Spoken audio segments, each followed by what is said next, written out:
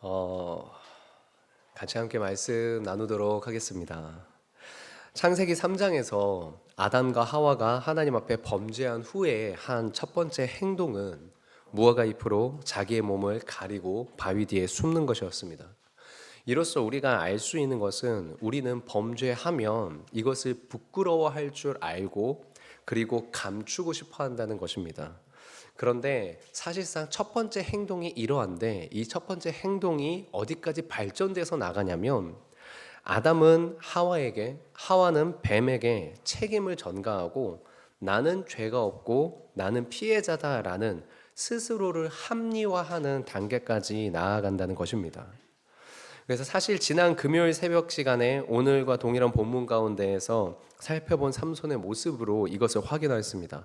자신의 잘못을 잘못인 줄 인정하지 않고 나아가서 자기 잘못에 대해 하나님의 일을 하기 위한 것이라고 합리화하는 삼손의 모습인 것입니다. 그래서 이 모습은 마치 로마서 1장에서 말하는 하나님이 내버려 두신 사람의 모습과 같습니다. 로마서 1장 32절입니다. 그들이 이 같은 일을 행하는 자는 사형에 해당한다고 하나님께서 정죄하심을 알고도 자기들만 행할 뿐 아니라 또 그런 일을 행하는 자들을 옳다 하느니라. 분명히 나의 죄를 회개해야만 하고만 나의 죄를 회개하기보다는 합리화하는 쪽으로 그런 모습은 창세기 3장에서나 로마서 1장에서나 그리고 오늘 우리가 함께 살펴볼 삼손의 모습에서 드러나는 우리의 모두의 죄된 본성입니다.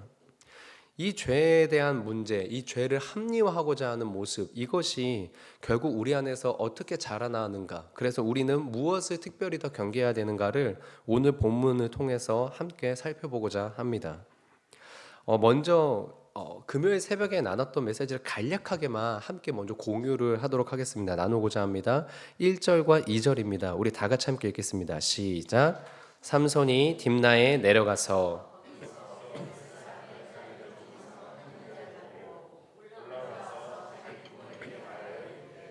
내가 딥나에서 블레셋 사람의 딸들 중에서 한 여자를 보았사오니 이제 그를 맞이하여 내 아내로 삼게 하소서 하매. 여러분, 지금 삼손은 블레셋 여인과 결혼을 하려고 부모님을 설득하고 있는 과정 가운데 있습니다. 근데 여러분, 여기에서 우리가 알고 있어야 돼 일단 분명한 사실이 두 가지가 있는데요. 첫 번째는 무엇이냐면 하나님은 너무나도 명확하고 분명하게 이방 여인들과 이방 남자들과의 통혼을 금하고 있었다라는 사실이 첫 번째입니다. 두 번째는 무엇이냐면 삼손은 나실인이라는 것입니다. 나실인은 특별히 유대인들 중에서도 더 거룩한 삶으로 구별된 자입니다. 그러니까 하나님의 말씀에서는 이방 사람들과의 결혼을 금했는데 더 거룩하게 살아야 될 삼손이 그 이방 사람과의 결혼을 원하고 있는, 결코 공존해서는 안 되는 두 가지 사실을 삼손은 아무렇지 않게 너무나 당연하다는 듯이 부모에게 요구한다는 것입니다. 그런데 이런 요구를 왜 했느냐라고 하는 것을 4절에서 이렇게 말하고 있습니다. 그때 블레셋 사람이 이스라엘을 다스린 까닭에 삼손이 틈을 타서 블레셋 사람을 치려 함이었다. 여러분, 무슨 뜻이냐? 블레셋이 이스라엘을 다스리고 있는 과정 가운데 삼손이 이 블레셋을 칠 만한 구실을, 명분을 만들기 위해서 이 블레셋 여인과 결혼을 선택했다라고 말하고 있는 것입니다. 이것은 지금 삼손이 뭐라고 말하냐면 하나님의 뜻은 블레셋에서 이스라엘을 건져내는 것이니 나는 그 일을 위해서 지금 그 목적을, 하나님의 뜻을 이루기 위해서 이방 여인과 결혼을 하겠습니다 라고 말을 하고 있다는 것입니다. 여러분, 이것이 삼손의 마음 가운데 있다는 것인데, 분명한 사실은 이 뒤에 나오는 삼손의 모든 행동들을 보면 이것이 진정 삼손의 마음 가운데 하나님의 뜻을 이루기 위한 목적이라기보다는 자기의 욕망에 충실한 것을 하나님의 뜻으로 합리화하고 있는 모습이라는 것을 알 수가 있다는 것입니다. 그런데 이 4절의 후반부에 뭐라고 말하냐면 이것이 여호와께로부터 나왔다라고 되어 있습니다. 여러분, 여기에 대해서 보수적인 성경학자들은 분명히 이렇게 해석하고 있다는 것입니다. 삼손이 자기 욕망으로 인해서 하나님 앞에 범죄하는 그런 잘못된 일을 함에도 하나님은 그 잘못된 일도 사용하셔서 하나님의 뜻을 이루어 가시는 일이다. 하나님의 뜻을 이루어가는 능력이다 라고 표현한 것입니다. 그러니까 삼손이 이방 여인과 결혼하는 것이 하나님의 뜻이 아니라 이방 여인과 결혼하는 것은 분명히 하나님께서 먼저 금하셨던 일인데 삼손이 자기 욕망으로 그 결혼을 하려는 것을 하나님의 뜻을 빌미로 하고 있는 이 합리화, 이 범죄함이 진행되고 있는 이것조차도 하나님이 사용하신다라는 것으로 우리가 해석할 수 있다는 것입니다. 자, 그러면 이제 이런 삼손이 자기 죄를 합리화하는, 하나님의 뜻인 것 마냥 이렇게까지 합리화하는 이 죄가 왜 지금 현재 이스라엘 땅 가운데, 삼손 가운데 일어나고 있는지를 살펴보고자 하는 것이고, 이를 통해서 우리 또한 우리 모습을 보고자 하는 것입니다. 13장 1절입니다. 이스라엘 자손이 다시 여호와의 목전에 악을 행하였으므로 여호와께서 그들을 40년 동안 블레셋 사람의 손에 넘겨주시니라. 여러분, 분명하게 지금 뭐라고 되어 있냐면요, 이스라엘이 악을 행해서 하나님께서 블레셋에 이스라엘을 40년간 넘겼다고 되어 있습니다. 분명히 하나님이 블레셋에 넘겼습니다. 그런데 여러분, 지금 삼손의 모습을 보면 블레셋 사람의 땅에 들어가는데 망설임이 있습니까? 거리낌이 있습니까? 아니요, 전혀 그렇지 않습니다. 여러분, 삼손은 블레셋 땅을 왔다 갔다 하는데 전혀 거리낌도 없고, 심지어 블레셋 사람들도 딱히 삼손을 제재하지 않습니다. 과거에 사사 에웃이나 기드온, 입다의 때와 같을 때에는요, 이방 민족에게 하나님이 넘겼다라고 할 때에 그들과 전쟁이었습니다. 그들과 전쟁을 싸우는 긴장 관계가 있었고, 그렇기 때문에 상대의 영토에 자유롭게 드나들 수 있었던 그런 상황은 아니었습니다. 그런데 지금 삼손의 모습을 보면 딥나에 내려간데 어떤 군사적인 제재도 없죠. 삼손 자신도 딥나에 내려가는 이유가 블레셋 사람들을 정탐하고자 하거나 아니면 그들과 전투를 하기 위해서 가는 것이 아니라 자기 욕망을 채우러, 그 땅에 있는 여자를 보러, 그 땅에 있는 여자와 결혼하러 가는 것을 볼 수 있습니다. 이것을 보면 지금 현재 이스라엘은 무슨 상황인가? 블레셋과 전쟁 상태가 아니라는 것입니다. 블레셋과 전쟁을 하고 있는 상태가 아닌 것입니다. 이스라엘이 블레셋의 문화에 완전히 젖어들었다는 것입니다. 사사기의 이야기 구조는 이스라엘이 우상 숭배의 범죄를 하면 하나님께서 이방 민족으로 이스라엘을 치시고, 그리고 이스라엘이 그 안에서 회개하고 주여 도와주소서라고 부르짖으면 한 사람의 사사를 세우심으로 구원을 하여 이스라엘의 평화가 온다라는 이 5단계가 반복이 되는 구조입니다. 그런데 이 삼손의 이야기에서는 한 군데가 빠져 있습니다. 그것이 무엇이냐면 부르짖음입니다. 지금 이스라엘이 우상 숭배함으로 범죄하여 블레셋으로 하나님이 심판하시는 것, 징계하시는 것까지는 사사기의 모든 구조와 동일한데, 부르짖음이 지금 현재 삼손의 이야기 가운데선 없습니다. 이스라엘이 블레셋의 침략 가운데 하나님께 부르짖고 있지 않다는 것입니다. 왜 그렇게 했습니까? 이스라엘이 완전히 블레셋과 동화되었다라는 것입니다.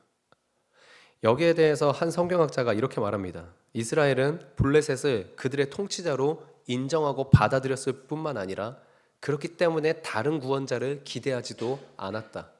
그래서 그들은 여호와께 기도하지 않았다. 이스라엘이 블레셋을 통치자로 인정하고 그들을 따르는 것을 인정했기 때문에 다른 구원자, 하나님을 기대하지 않았다라는 겁니다. 이 지점에서 우리가 우리 안에 있는 죄를 합리화하는 가장 첫 번째 이유를 발견하게 됩니다. 그것이 무엇이냐면 세속화된 욕망에 사로잡히면 우리는 우리의 죄를 합리화한다는 것입니다.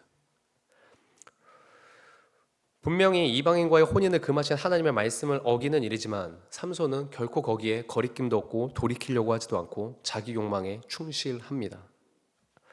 여러분, 교회의 세속화라는 말이 우리 가운데 있는데, 이 교회의 세속화란 말은 곧 교회가 세상과 동화되었다는 말인데, 이 말은 교회의 판단 기준이 세상의 논리와 동화되었다라는 말입니다. 교회에서는 이것이 옳다, 이것이 그르다라는 것의 판단 기준이 말씀에서 나타난 주님의 기준이어야 되는데, 교회의 세속화라는 뜻은 이것이 옳다, 그르다라는 이 판단의 기준이 세상과 동일하다는 것입니다. 능력이 있는 사람이 힘을 가지는 건 당연한 거지. 가난한 사람은 그냥 가난하게 힘없이 빼앗겨야 되는 거지. 여러분, 세상에서 말하고 있는 현상과 그 기준들이 교회 안에 그대로 있는 것을 세속화라고 하는 것입니다. 문제는 무엇인가? 이런 세상의 영향력을 교회가 받는 것을 솔직히 우리가 완벽하게 막아낼 수가 없다라는 것입니다. 그 이유는 무엇이냐면, 그렇게 완벽하게 차단할 수 없는 이유는 우리가 이 땅에 발을 딛고 살고 있기 때문입니다. 어쩔 수가 없습니다. 예수님을 구주로 영접하고 바로 죽어버리지 않는 이상 우리는 계속해서 이 땅에 살아가기 때문에 이 땅에서 숨 쉬는 그 자체만으로 이 땅의 영향을 받습니다. 완전하게 차단을 할 수가 없다라는 것입니다. 그러면 여러분, 우리는 어찌해야 됩니까? 중요한 것이 있죠. 그런 우리의 존재적인 한계를, 우리의 존재적인 어려움을 아시는 하나님께서 우리에게 말씀을 주셨다는 겁니다. 그렇기 때문에 완벽하게 차단할 수 없습니다. 차단할 수 없으니 뭘 해야 되는 겁니까? 매일 점검을 해야 됩니다. 내가 어떻게 지금 나아가고 있는가? 어느 정도 영향력 가운데 있는가? 말씀의 영향력 가운데 있는가? 아니면 블레셋의 영향력 가운데 있는가? 나는 블레셋의 땅에 들어가는 것이 내 마음에 거리낌이 있는가 없는가? 난 그 땅의 여인들과 함께 결혼하는 것이 내 마음 가운데 전혀 부담감도 없고 찔림도 없는 그냥 편안한가?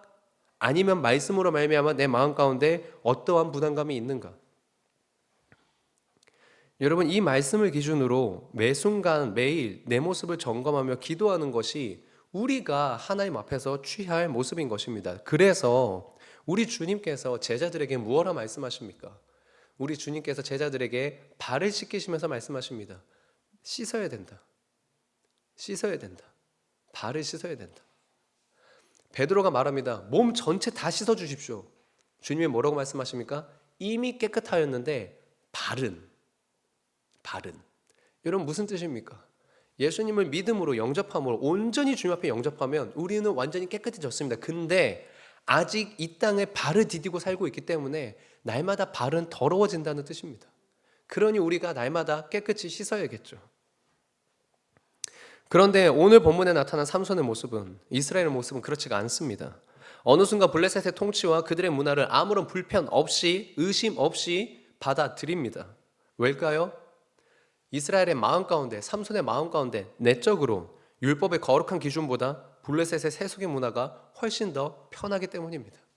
그게 훨씬 더 좋아 보이기 때문입니다. 가나안에 계속 살다 보니 자신들의 욕망을 채우는 것 이래는 율법보다는 블레셋의 문화가 훨씬 좋기 때문입니다. 그리고 내적으로는 그러한데 외적으로는 블레셋이 자기들보다 강하니까 어차피 덤벼봤자 진다. 소용 없다. 문제만 더 악화된다. 긁어 부스럼이다. 그러니 차라리 블레셋의 지배 가운데 들어가 그들의 문화를 적당히 받아들이고 하나님도 적당히 섬기자. 내적으로는 자신의 욕망을, 외적으로는 패배감과 무기력함을 이유로 하나님의 기준이 아닌 블레셋의 기준과 동화되어 버린 자기 자신의 모습. 그런데 그것을 어쩔 수 없었다라는 이유로, 현실은 그렇지 않습니까? 말씀은 그럴지라도 현실은 그렇지 않습니까? 라는 이유로 우리가 합리화하고 있는 모습인 건 아닌지. 이스라엘은 때문에 부르짖지 않습니다. 삼손도 블레셋으로 가서 그 지역의 아내를 맞이하는 것에 주저함이 없습니다. 여러분, 저 역시도 사실 이 부분을 날마다 생각합니다. 내가 말씀보다 이 땅의 법칙을 더 좋아하는 것 아닌가?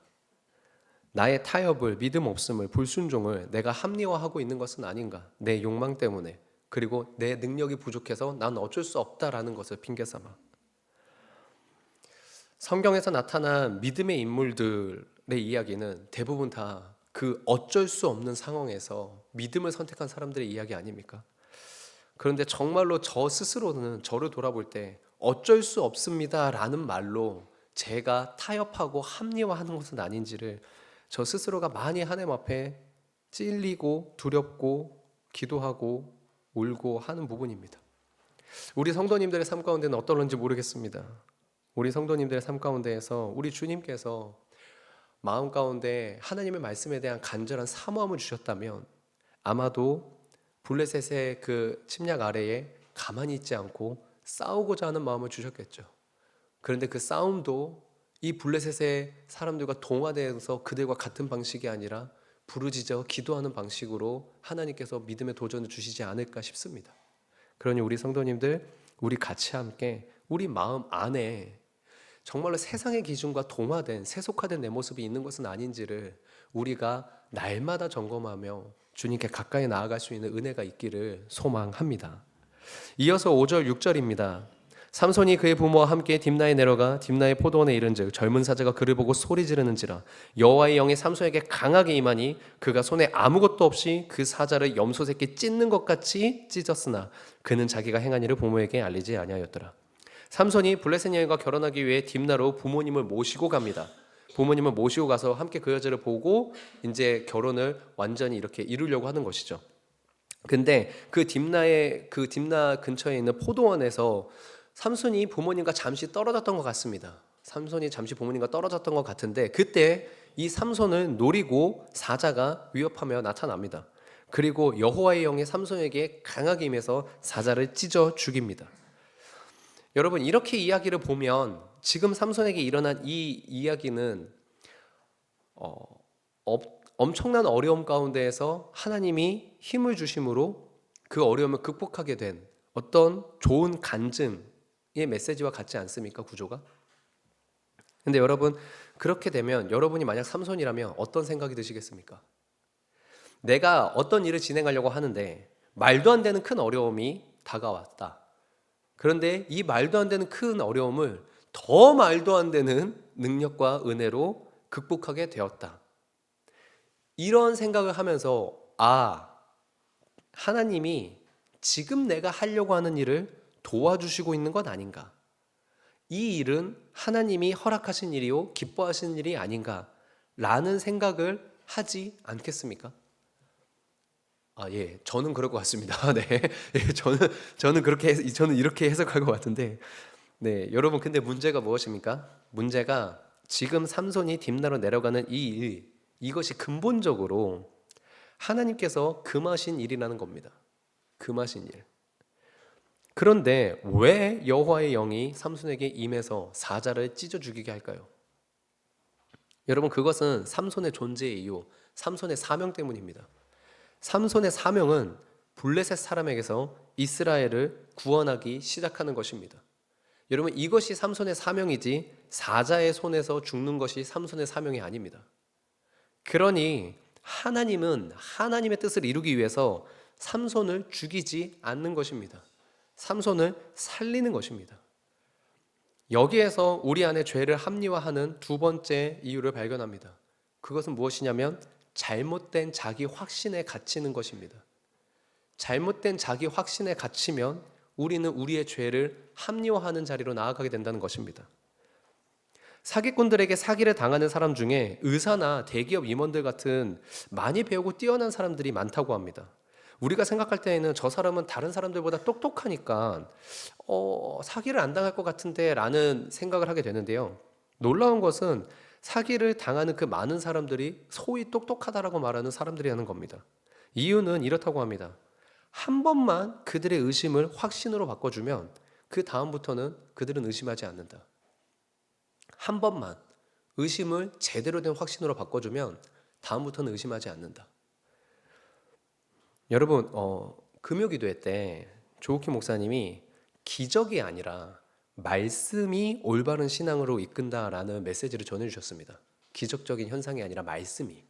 그러면서 한 이야기를 해주셨는데 제7일 안식교회 전도를 당한 어떤 분이 어려운 일 가운데 있어서 그 제7일 안식교 사람에게 기도를 요청했고, 근데 그 어려움이 참으로 놀랍게 해결이 되자 그 사람은 제7일 안식교회 열렬한 신자가 돼서 그 제7일 안식교회에서 하는 모든 거에 정말로 힘을 다하고 최선을 다해서 나아간다는 그런 이야기를 들은 겁니다. 그러니까 여러분, 무엇이냐면 우리 안에 잘못된 확신이 한번 딱 들어오면 그 잘못된 확신으로 말미암아 내가 하고 있는 모든 일이 하나님을 위한 일이다, 내지는 틀린 일은 아니다, 올바른 일이다 라는 그 생각으로 나아가게 된다는 것입니다. 삼손은 지금 딥나로 블레셋 여인과의 결혼을 위해서 가는데 여호와의 영이 자기에게 임해서 사자를 찢어 죽이는 기적을 체험하니 삼손의 마음 가운데 어떤 마음이 들었겠습니까? 하지만 하나님은 하나님의 뜻을 위해서 일하신 것이지 삼손이 지금 하려는 일 그 자체를 인정하신 것이 아닙니다. 삼손이 그런데 이 일 때문에 잘못된 자기 확신을 가져서 하나님이 금하신 일을 하는 것임에도 불구하고 스스로를 합리화하는 것에 거리낌이 없게 되는 것입니다. 세상은 말합니다. 강력한 자기 확신이 없는 사람은 인생을 성공할 수 없다. 강력한 자기 확신이, 분명한 자기 확신이 없는 사람은 인생을 성공할 수 없다라고 세상은 말합니다. 그런데요, 여러분, 예수님이 자신의 제자, 자신을 따르려는 사람에게 첫 번째 조건으로 무엇을 말씀하십니까? 자기를 부인하라. 예수님은 제자가 되는 일의 첫 번째 조건으로 세상과는 완전히 반대되는 이야기를 하고 있습니다. 내 안에서 내가 의지하던 것, 내 안에서 내가 확신을 가지고 있던 나의 논리, 나의 욕구, 내지는 내 성공 공식, 이 모든 것들, 나의 인생을 구성하고 있는 나를 나되게 하는 모든 것을 부인하고 자기 십자가를 지고 주님을 따르라. 세상은 자신의 가능성을 믿고 확신하며 살아가라고 하지만 말씀은 나의 가능성을 버리고 주님의 말씀을 신뢰하라고 합니다. 여러분, 우리 안에 나에 대한 확신 필요합니다. 여러분, 완전히 필요 없지는 않습니다. 그런데 여러분, 말씀드리고자 하는 것은 이것입니다. 내 확신보다도 우리가 상황이나 현상으로 말미암아 내가 내일의 내 마음의 확신을 가지는 것보다도 하나님의 말씀과 예수님을 신뢰하고 의지하는 믿음이 훨씬 더 커야 된다는 것입니다. 내 확신이 내 잘못된 확신에 함몰되면 내가 잘못된 일을 하는 것을 누군가 지적한다 하더라도 지금까지 되어진 일을 봐라 하면서 내 잘못을 합리화하는 그런 자리로 가게 됩니다.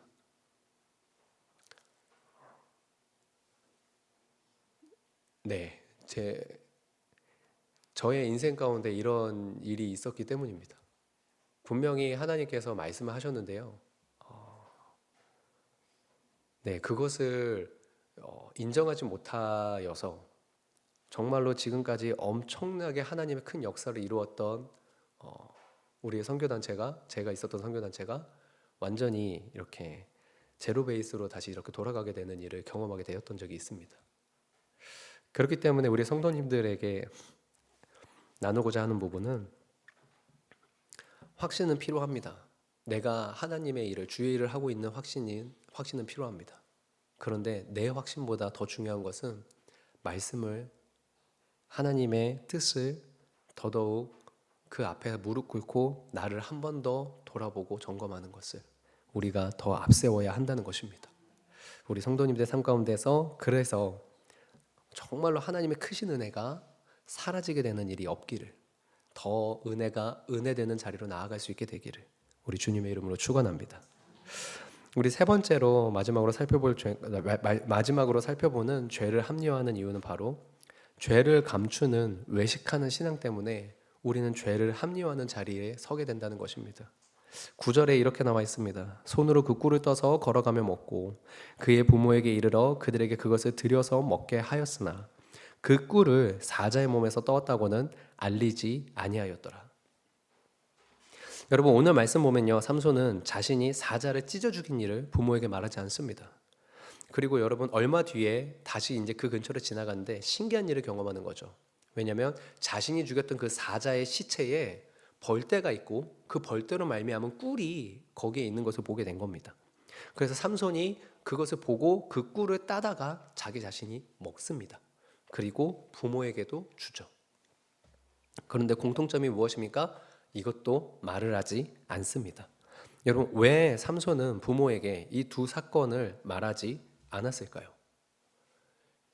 그 이유는 삼손이 나실인이기 때문입니다.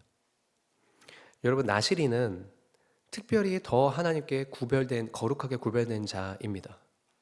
그렇게 하나님께 자신을 더 특별히 거룩하게 구별해서 드려야 됩니다. 그 증거로 머리를 자르지 않습니다. 머리에 삭도를 대지 아니한다. 그리고 포도주, 술을 마시지 않습니다. 그리고 시체를 가까이 하지 않습니다. 시체는 이미 죽은 것은 생명이 없기 때문에 생명 대신 하나님의 것과 반대된다고 하여서 시체를 가까이 하지 않습니다. 율법에서 이스라엘은 시체를 특별히 더 가까이 하지 않는데 나실인은 더더욱 그런 거죠. 더더욱. 근데 여러분 지금 삼손이 어떻게 된 겁니까? 맨손으로 사자를 죽임으로 사자의 시체를 만지게 된 거죠. 그렇기 때문에 부모에게 알리지 않는 겁니다. 사자의 시체에 있는 꿀을 따서 먹습니다. 그러려면 사자의 시체를 다시 직접적으로 또 만져야 되겠죠? 그래서 그 꿀을 어디서 가져왔는지 말하지 않습니다. 왜요? 나실인의 법을 어겼다는 사실을 부모에게 알리는 것이 부끄럽고 잘못된 것을 알기 때문입니다. 삼손의 삶은요, 나실인으로 태어나 나실인으로 살아야 되는데 그것이 삼손의 사명인데, 삼손의 이야기에서요, 삼손은 나실인답게 사는 모습은 단 한 군데도 없습니다. 철저하게 자기 욕망에 충실한 삶을 삼손은 삽니다. 그런데 여러분 놀라운 게 뭔지 아십니까? 삼손은 나실인의 외형을 버리지 않습니다. 나실인답게 살지는 않는데 나실인의 모습은 유지하고 있다는 겁니다. 삼손이 자기 욕망대로 행한 곳은 또한 어디인지 아십니까? 다 블레셋 땅입니다. 사사기 14장에서 16장에 걸쳐 자기 욕망대로 행한 그 모든 곳이요, 여러분 다 블레셋 땅입니다. 블레셋 여인과 결혼하러 딥나로 가고, 블레셋 땅 가사에 들어가서 기생과 동침하고, 블레셋 여인 드릴라를 사랑해서 블레셋 땅 소래골짜기로 갑니다. 삼손은 이스라엘 땅에서 자기 욕망대로 문제 일으킨 적 없습니다. 다 블레셋 땅에서 자기 욕망대로 살고 문제를 일으킵니다. 이유가 무엇입니까? 이스라엘 사람들은 나실인을 알아보니까.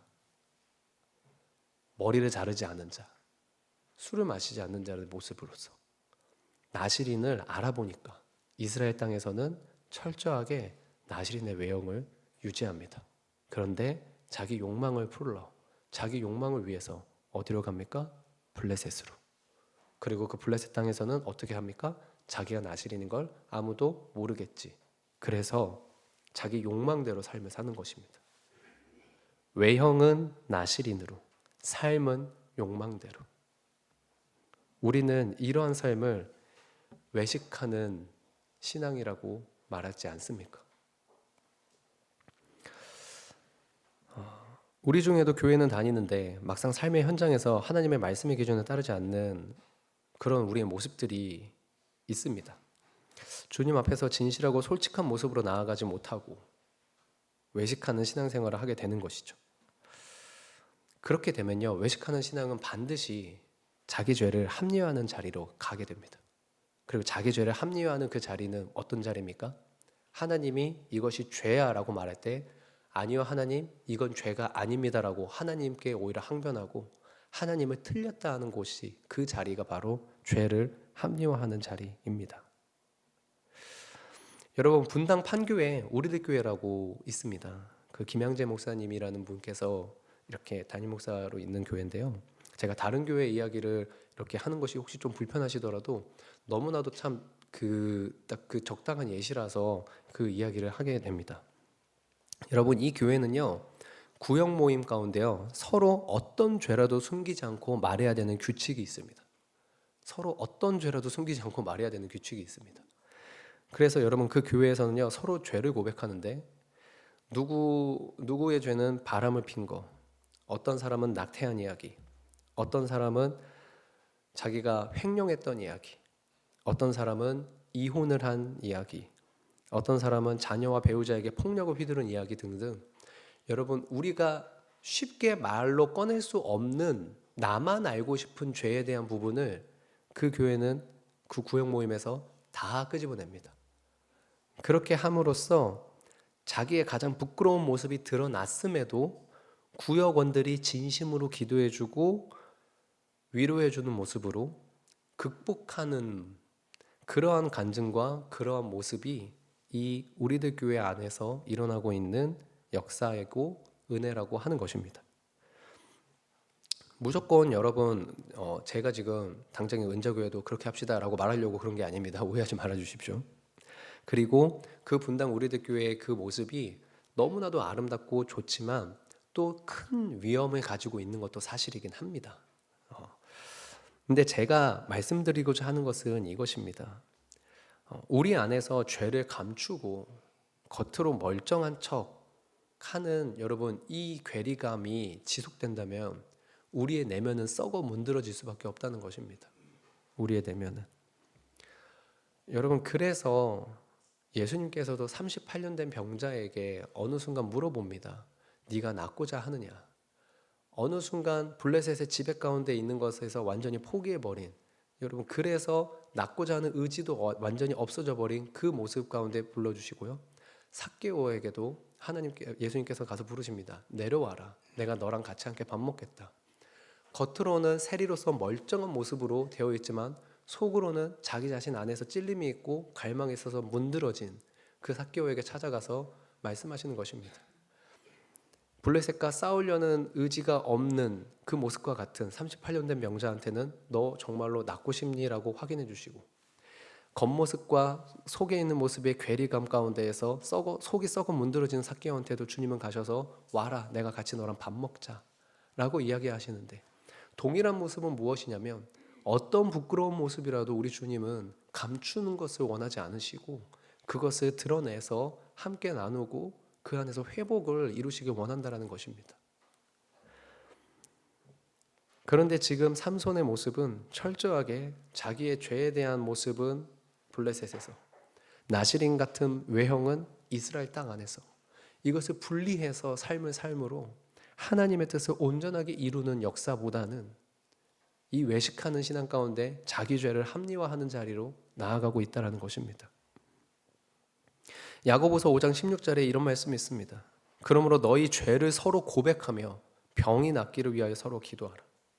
의인의 간구는 역사하는 힘이 큼이라. 야고보 사도가 뭐라고 말하냐면 너희 죄를 서로 고백해라. 여러분 참 신기한 게 뭐냐면 죄를 감추려고 하는 이 마음을 사탄은 100% 타고 들어옵니다. 내가 이런 은밀한 죄를 짓고 있다는 것을 다른 사람들에게 들키지 않으려는 이 마음을 사탄은 타고 들어옵니다. 더더욱 겉으로는 거룩한 척하게 하려고 하고 더더욱 겉으로는 은혜 받은 사람인 척하게 합니다. 왜냐하면 이거 감추려고요. 이거 감추려고. 여러분 아까 전에 그래서 성가대가 찬양할 때 그 원하고 바라고 기도합니다의 그 가사 그러지 않습니까? 이 세상을 살아가는 동안에 나의 힘을 의지할 수 없고 내 뜻대로 할 수 없다고. 여러분 근데 참 그 말이 맞지 않습니까? 그리고 여러분 이 말이 이 가식적인 이 외식적인 이 메시지가 사실 저에게 가장 큰 찔림입니다. 가장 큰 찔림입니다, 여러분. 왜요? 여러분 저 타이틀이 뭐죠? 목사죠. 그쵸?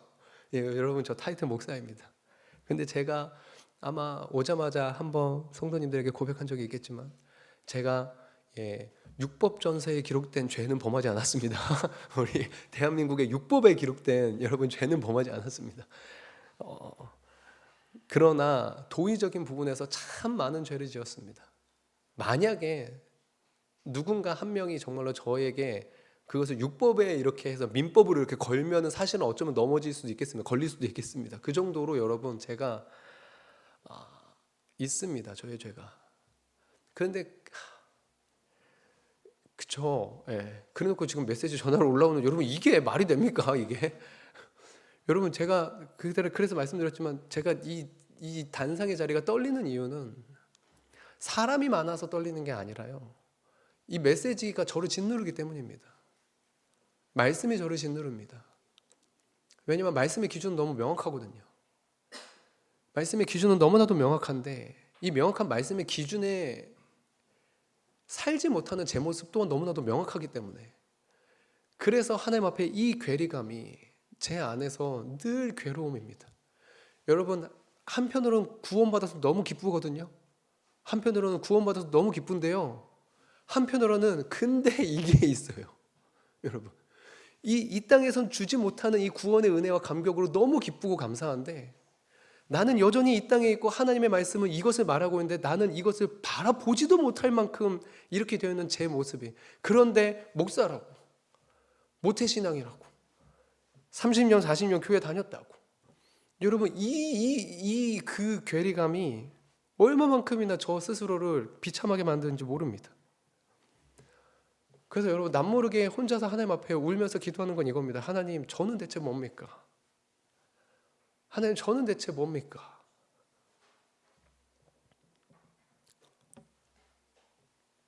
우리가 같이 말씀을 맺겠습니다. 여러분, 우리가 완전히 죄에서 완벽하게 차단되고 자유로워지는 그 순간이 여러분 우리에게 사실상 이 땅에서는 이루어지지 않습니다. 왜냐하면 처음 시작에 말씀드렸듯이 우리가 이 땅에 발을 디디고 살고 있기 때문입니다. 그래서 예수님조차도 뭐라고 말씀하시냐면 발은 씻어야 된다라고 말을 합니다. 이미 구원받았기 때문에 몸은 깨끗하지만 발은 씻어야 된다. 근데 그 발을 어떻게 하라고요? 서로 씻겨줘야 된다. 서로 씻겨줘야 된다. 그래서 야고보 사도는 뭐라고 말합니까? 너희 죄를 서로 고백해라. 서로 씻겨줘야 되는 부분이죠. 그런데 내 안에 있는 세속화된 욕망으로, 그리고 지금까지 신앙생활 해오면서 뭔가 좀 체험하고 경험한 건 있어서 그냥 이렇게 하면 되겠지라는 식으로 혹시 조금 안일하게 잘못된 자기 확신을 가지고 있으므로, 그래서 내 안에 죄를 감추는 외식하는 이런 모습이 우리가 우리의 죄를 서로 고백하며 발을 씻어주는 자리로 이끌기보다는 이 정도는 괜찮지 않나, 이 정도는 남들도 다 하는데 이 정도는 주님도 이해해 주시지 않나라고 하는 죄를 합리화하는 자리로 이끌고 있는 것은 아닌지를, 우리가 서로의 발을 씻겨주는 자리가 아니라 죄를 합리화하는 자리로 우리 자신을 늘 함께 돌아보며 하나님 앞에 점검해야 될 줄로 믿습니다. 하나님의 계획하심은 우리의 삶으로, 우리의 존재로 하나님의 영광을 이 땅에 비추는 것입니다. 태양과 같이 빛난다라는 이름의 뜻을 가진 삼손이었지만 자기 삶을 주님의 세미한 음성 앞에 점검하지 않고 무릎 꿇지 않아서 욕망에 따른 삶을 살다가 끝끝내 가장 실패한 사사의 모습으로 남게 되었습니다. 우리 은재교회 성도님들 모두 우리 스스로를 날마다 주님 앞에 점검하는 것을 정말 힘쓰고 주님 앞에 겸손하게 무릎 꿇을 수 있게 되면 좋겠습니다. 그래서 우리의 예배가, 우리의 기도가, 우리의 삶의 그런 세밀한 하나하나의 모습이 주님 앞에 무릎으로 기도하며 나아갈 때 진짜 참 주님께서 잘하였다 착하고 충성된 종이라고 칭찬해 주시고 점검해 주시는 은혜가 있기를, 때로는 찔림으로, 채찍으로, 때로는 위로와 평안으로, 그런 은혜가 우리 모두에게 있길 주님의 이름으로 축원합니다. 우리 이 시간 같이 함께 기도하겠습니다. 하나님 감사합니다. 주여, 우리 가운데 은혜를 더하여 주시옵소서. 하나님, 우리 안에 참 연약한 모습이 많고, 아버지 하나님, 우리가 주님 앞에서 감추고 싶은 모습들이 너무나도 많은데 어찌 주님 앞에 감출 수 있겠습니까? 아무리 바위 뒤에 숨어도, 그래서 하나님이 아담아 네가 어디에 있느냐라고 물어서 그것이 하나님이 몰라서 묻는 것이겠습니까? 다 아시는데 우리가 무엇을 주님 앞에 감추겠나이까? 주여, 우리의 마음 가운데 내 욕망을 주님 앞에 비추게 하시고 지금까지 내가 확신했던 모든 것들도 다시 주의 말씀 앞에 점검하게 하시고, 그리고 죄는 감추고 겉으로만 거룩한 척하는 아버지 그런 못난 모습도 주님 앞에 내려놓아 내가 내 죄를 합리화하는 자리가 아니라 우리가 서로의 죄를 아버지 하나님 정말로 이겨낼 수 있도록 발을 씻겨주는 그 자리로 갈 수 있도록 주님께서 우리를 붙잡아 주시옵소서. 감사드리며 예수님의 이름으로 기도합니다. 아멘.